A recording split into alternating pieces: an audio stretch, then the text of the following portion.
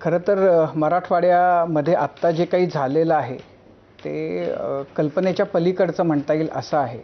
तर याचं जर वर्णन करायचं झालं तर तुम्हाला तुमच्याच कोणत्या कविताच्या ओळी किंवा कोणती कविता आठवते? आपल्या सूत्रसंचलन करणाऱ्या ताईनं जी उल्लेख केला की आलं आलं हे आभाळ, आलं काळोख्या वानाचं, आता करील वाटोळं फुलावरल्या धानाचं. आलं आलं हे आभाळ, आलं काळोख्या वाणाचं, आता करील वाटोळं फुलावरल्या धानाचं. आलं आलं हे आभाळ, आलं इघीन होऊन. आलं आलं हे आभाळ, आलं इघीन होऊन, उरावर बसलय हात गळ्यावर ठेवून. आणि आलं आलं हे आभाळ, आलं सुगीच्या दिसात, माती कालविली त्यानं तोंडामधल्या घासात.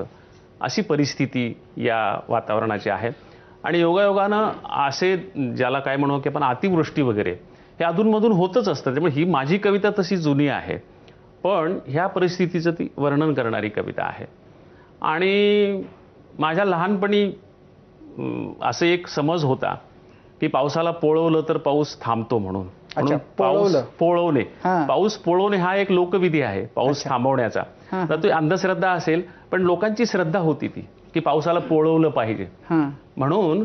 एखाद्या लहान मुलाला नग्न करून त्याच्या हातात पणती देऊन त्याला पावसात पाठवायचं, त्याला पोळवायचं, असा तो विधी होता. म्हणून या काळात तशी एक कविता मी लिहिली होती की अरे या पावसाला कुणीतरी पोळवा रे आणि याला थांबवा, आमच्यावरचं संकट टळू दे, असा तो विधी असतो एक.